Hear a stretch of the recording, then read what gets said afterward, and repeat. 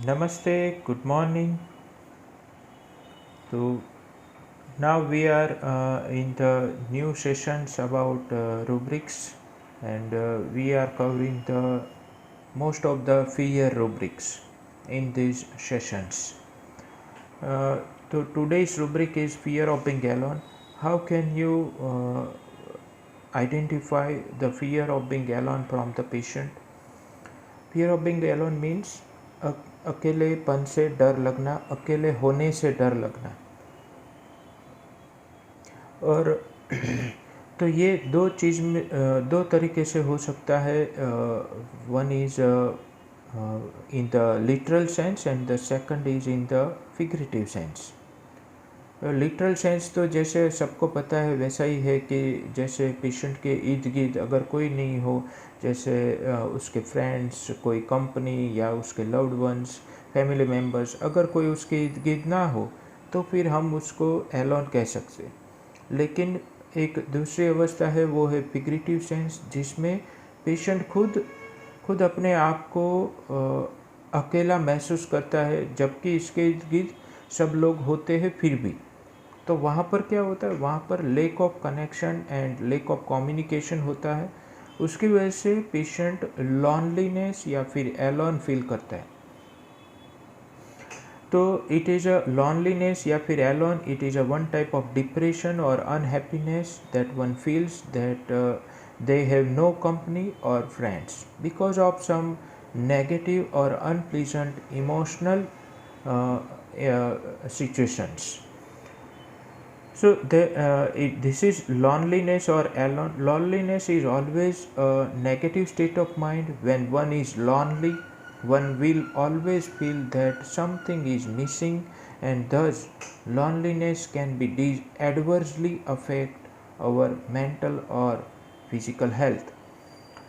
So this is alone, fear of being alone. Another kind of alone, another kind of this type of rubric is a fear of being solitude.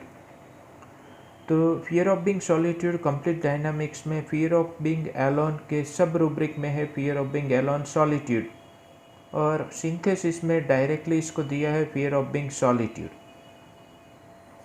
Solitude is a state of being alone specially when it is peaceful and pleasant. तो जब भी aloneness एक piece देता है, एक pleasant state of mind देता है, तब जो अवस्था होती है वो है सॉलिट्यूड की अवस्था, यानी कि वो एक पॉजिटिव फिनोमिना है। In other words, it is a state of being alone but without being lonely. वहाँ पर अकेलापन महसूस नहीं होता है, वो अकेला होता है लेकिन अकेलापन की फीलिंग नहीं होती है। It is a positive state of mind which allows time for yourself, जहाँ पर आप अपने आप को समय दे रहे। For example, you may sometimes want to be alone and engage in an activity like reading a book or watching a movie, create art.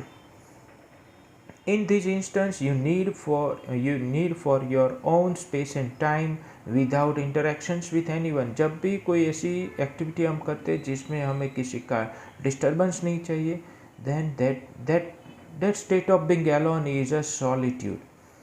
The solitude is a desirable state where you can give yourself wonderfully, and furthermore activities like self-reflection, deep reading, experiencing the beauty of nature require solitude. Creativity and thinking also require solitude. Moreover, the state of mind results in peacefulness and calmness.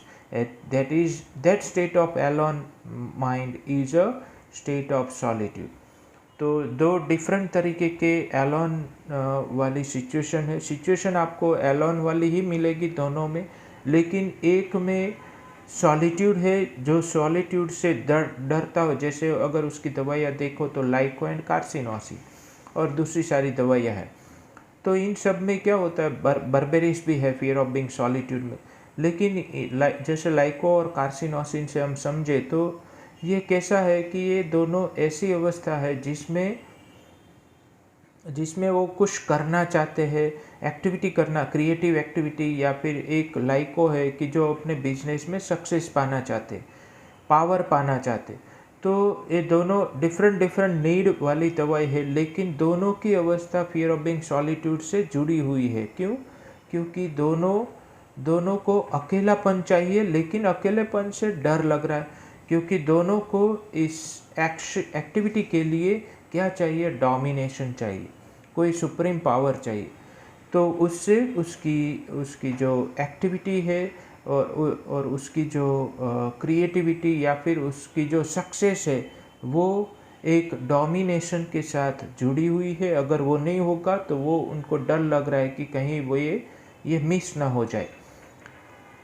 तो ये कुल तो कभी कभी थोड़ा थोड़ा domination भी success पाने के लिए, आर्टिस्टिक होने के लिए, क्रिएटिविटी के लिए चाहिए।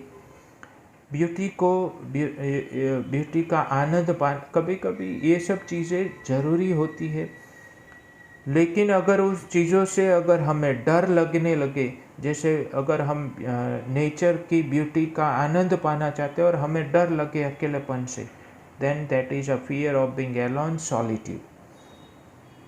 तो ये डिफरेंट डिफरेंट अभी और हम इसको साथ में उसकी क्रॉस रेफरेंसेस लेने वाले हैं नेक्स्ट वीडियो में। तो एलोन और सॉलिट्यूड का आई थिंक आप सबको मीनिंग क्लियर कट समझ में आया होगा।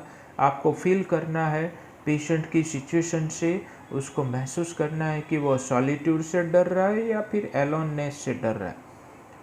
Thank you, goodbye, take care, love you.